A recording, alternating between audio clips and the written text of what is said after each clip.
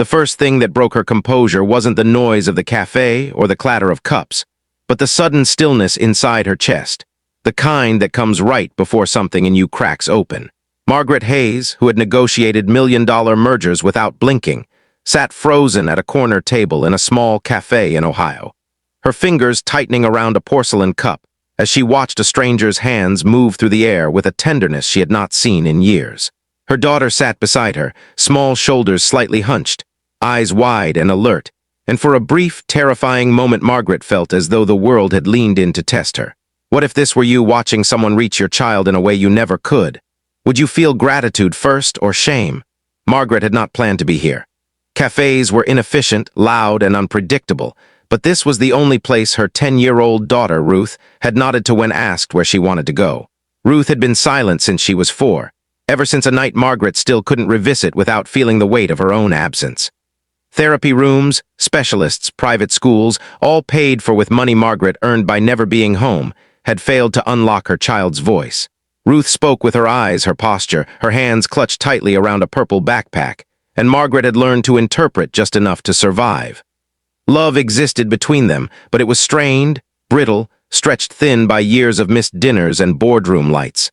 The man at the nearby table had arrived with a boy about Ruth's age. His jacket was worn at the elbows, his coffee black, untouched. He looked tired in a way Margaret recognized, not the polished exhaustion of success, but the deep, uncelebrated fatigue of someone who had no safety net. His son had spilled sugar packets across the table, laughing silently, and then something remarkable happened. The man raised his hands and the boy stilled. No words were exchanged, yet understanding flowed between them like a current.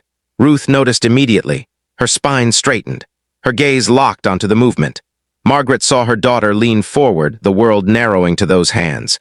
When the man glanced over and noticed Ruth watching, he didn't look away. He smiled softly and began signing again, slower now, deliberate, as if inviting her into a space Margaret had never been able to open.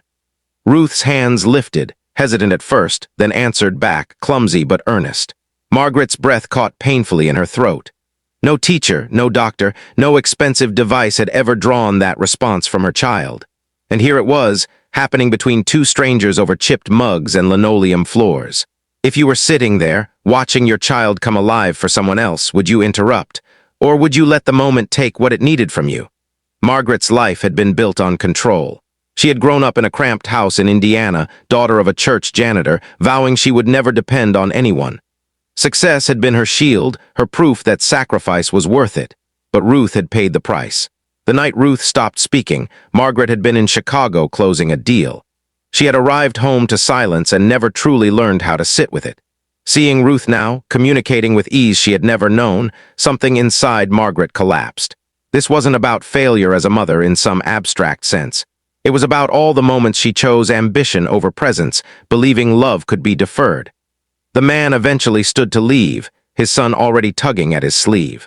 He paused, nodded once in Margaret's direction, not with judgment but with a quiet recognition that made her eyes sting. Ruth's hands dropped slowly, her expression softer than Margaret had seen in years, as if she had just been reminded of a language she once knew in another life. Margaret wanted to say something, to bridge the gap between them, but words felt inadequate. She watched him walk out into the pale afternoon, carrying with him something that had shifted her world. That evening, Margaret sat on the floor of Ruth's bedroom, still in her tailored suit, surrounded by toys she had bought but never played with her. Ruth handed her a worn notebook, filled with drawings and symbols Margaret didn't recognize.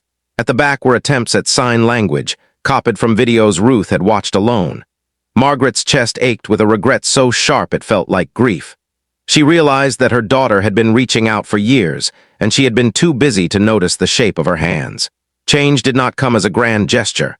Margaret didn't quit her job overnight or suddenly become perfect. Instead, she learned.